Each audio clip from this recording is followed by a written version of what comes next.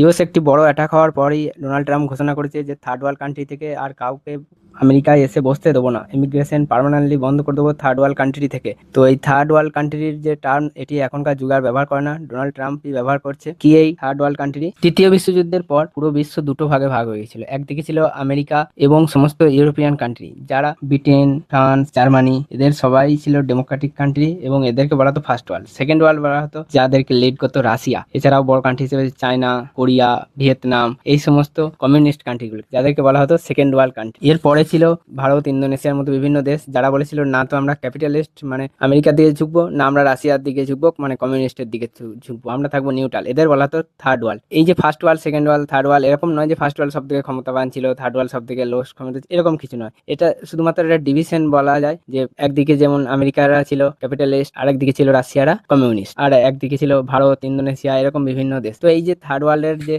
Concept, এটা এখনকার যুগেরই নয়, এটা আজ থেকে 30 বছর 40 বছর আগেকার একটা টার্মিনোলজি। তাই সেটি নিয়ে আবার ডোনাল্ড ট্রাম্প পড়েছে। এখন জানি না যে কোন কোন দেশের থেকে আবার ইমিগ্রেশন ব্যান করে দেবে, তার কোনো ঠিক নেই।